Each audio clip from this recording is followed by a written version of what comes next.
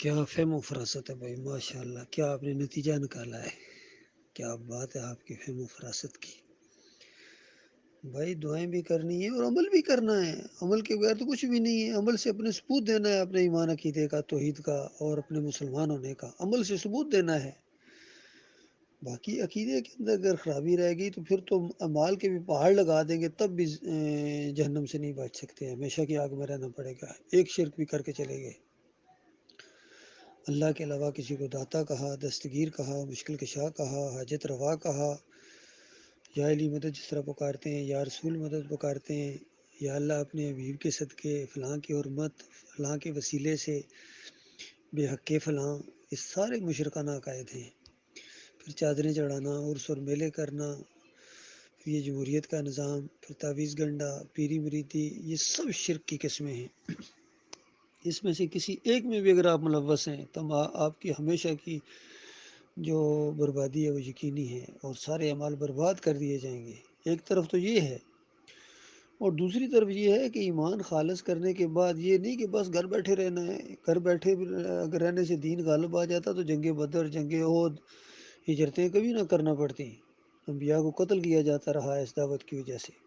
تو یہ توحید کی دعوت دینی ہے چاہے کچھ ہو جائے، اور شرک کا رد کرنا ہے، طاغوت کی نشاندہی کرنی ہے، انگلی رکھ کے نام لے کے ان کے باپ اور قبیلے کا نام بھی لینا ہے تاکہ پوری طرح پن پوائنٹ ہو جائیں یہ لوگ جنہوں نے اللہ کے دین کو بگاڑا ہے۔ صوفیوں کو بے نقاب کرنا ہے، انہوں نے تصوف پھیلایا ہے، دین اسلام نہیں پھیلایا ہے۔ انہوں نے یہ پیری مریدی پھیلائی ہے، عرس اور میلے انہوں نے پھیلائے ہیں۔ جو اللہ کو مانتے ہی نہیں تھے وہ اللہ کے دین کے لیے سردار کی بازی کیا لگائیں گے۔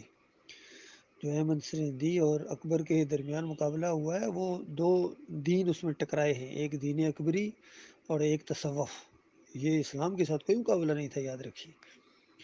اور اسی طریقے سے یہ جو ہمیں وہ 71 میں شکست ہوئی ہے یا اس طرح کی وہ چیزیں ہوئی ہیں، یہ اسلام کو نہیں ہوئی ہے، یہ تو اس مشرکانہ دین کو ہوئی ہے۔ بریلویت، دیوبندیت، اہل حدیثیت، سلفیت، جمہوریت، اس کو شکست ہوئی ہے۔ اسلام تو اپنی پوری شان کے ساتھ جب آئے گا اور غلبہ پکڑے گا، کچکول کے ذریعے نہیں، ووٹوں کے ذریعے نہیں، نوٹوں کے ذریعے نہیں، یہ دعوت کے ذریعے آئے گا، اسی انداز سے آئے گا جس طرح نبی علیہ السلام اور صحابہ اکرام نے اس کی دعوت دی، ہجرت کے مقام آئے، اور پھر اس کے بعد حق و باطل کا مارکا ہوا، اور پھر باطل کے سر کے اوپر چوٹ پڑی، اس کا بیجا پھٹ گیا اور اس کو سر چھپانے کی جگہ نہ ملی، وہی انداز ہوگا۔ اور اس دین نے غالب ہونا ہی ہونا ہے، یاد رکھیے۔ آج جو تھوڑا یہ دندنا رہا ہے یہودی، عیسائی، ہندو، یہ چند دنوں کی بات ہے، اور یہ تو ان مسلمانوں کے شرک کی وجہ سے، ان کے اوپر اللہ کے عذاب کی وجہ سے اللہ نے ان کو مہلت دی ہے، ان کو مسلط کیا ہے ان کے اوپر، جس طرح بنی اسرائیل کے اوپر فرعون کو مسلط کیا تھا۔ یہ اللہ کا طریقہ ہمیشہ یہی رہا ہے، سورہ الانعام کے اندر بھی اس کا ذکر ہے۔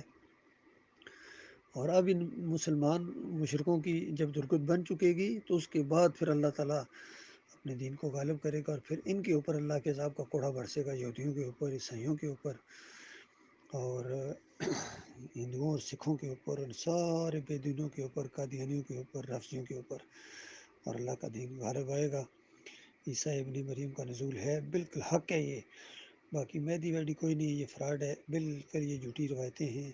عیسیٰ ابن مریم کو اٹھایا گیا تھا اللہ تعالیٰ نے ایک منصوبے کے تحت، حکمت کے تحت، اور ان کا نزول بالکل قیامت سے پہلے ہے۔ قیامت آ نہیں سکتی ہے جب تک عیسیٰ ابن مریم کا نزول نہ ہو، اور وہ جو ہوں گے مخلص مومن ان کے ساتھی ہوں گے، امتی بن کر آئیں گے، یعنی نئی شریعت نہیں لے کر آئیں گے۔ امتی سے میری مراد یہ ہے کہ یعنی اس شریعت کے پابند ہوں گے، اور کوئی نئی شریعت نہیں لے کے آئیں گے، یہ آخری شریعت ہے محمد صلی اللہ علیہ وآلہ وسلم کی، اور اسی وجہ سے پہلی صلوات جو پڑھیں گے مسلمانوں کے امیر کے پیچھے پڑھیں گے، یہ بہت بڑی بات ہے، بہت بڑی عزت دی ہے اللہ تعالیٰ نے اس آخری امت کو، نبی علیہ السلام کی اس امت کو، اور ہمیں بہت زیادہ فخر کرنا چاہیے، اور بہت زیادہ خوشی منانی چاہیے، اور بہت زیادہ اللہ کا شکر ادا کرنا چاہیے کہ اللہ تعالیٰ نے ہمیں اس امت کے اندر پیدا کیا ہے۔ بہت زیادہ انسینٹیوز ہیں، بہت فائدے ہیں اس کے اندر، اور بہت بڑے درجات ہیں۔ آخر میں ہم آئے ہیں، سب سے پہلے حساب کتاب سے فارغ ہو گئے انشاءاللہ